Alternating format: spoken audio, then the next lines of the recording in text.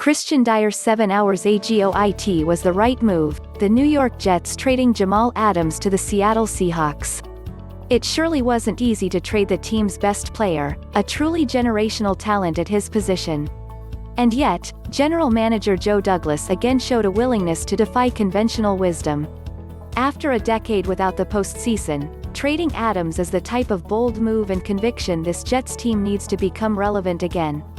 The Jets were left with no alternative but to move on from Adams for the simple reason that he showed through his discontent that he is not a building block for this franchise moving forward. In trading his one and only star, Douglas added the pieces that can be a building block to turn the same old Jets into something new and exciting.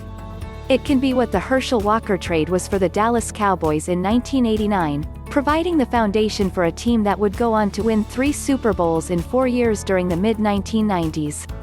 For the better part of the month, Adams had groused, first subtly leaking to the media that he wanted a trade and then very publicly upping the volume on his demands.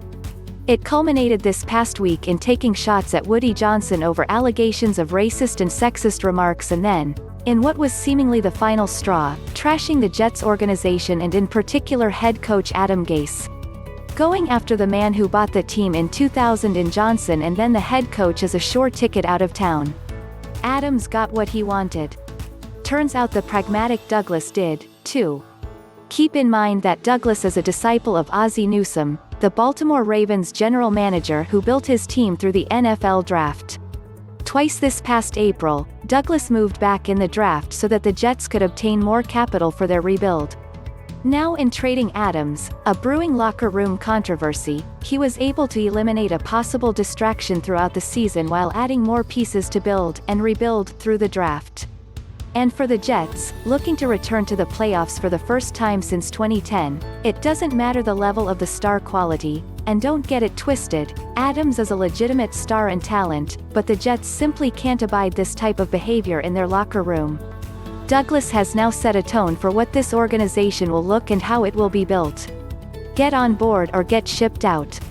Simply put, if the Jets were going to move forward, they had to move Adams.